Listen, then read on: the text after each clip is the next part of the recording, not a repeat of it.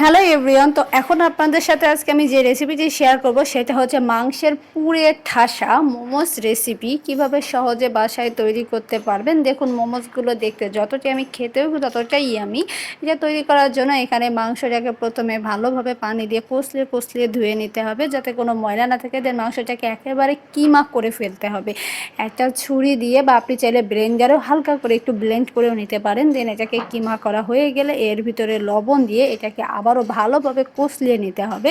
কষলিয়ে কষলিয়ে এটাকে এর ভিতরে যাতে প্রত্যেকটা মাংসের সাথে লবণ পর্যাপ্ত পরিমাণে লেগে থাকে। দেন এটাকে কিছু টাইমের জন্য রেস্টে রেখে দিতে হবে। এবার এটাকে এক সাইড করে রেখে দিয়ে এবার এখানে দেওয়া হচ্ছে সামুদ্রিক শৈবাল। এটাকে প্রথমে লো আঁচে কোনো তেল বাদেই একটা প্যানে দিয়ে এটাকে গরম করে নিতে হবে। গরম কুরকুরা হয়ে গেলে এবার এটা কিন্তু দেখুন সফট করে এটা ভেঙে যাবে। দেন এটাকে মাংসের ভিতর দিয়ে দিতে হবে, সাথে কিছুটা চিংড়ি মাছ এবং পেঁয়াজ পাতা, সয়া সস দিতে হবে এবং হালকা একটু তেল এবং হচ্ছে ওয়েস্টার্ন সস, গোলমরিচ, তেল এবং কর্নস্টার্চ দিয়ে এটাকে হাতের সাহায্যে ভালোভাবে বা চামচ দিয়ে মাখিয়ে রাখতে হবে।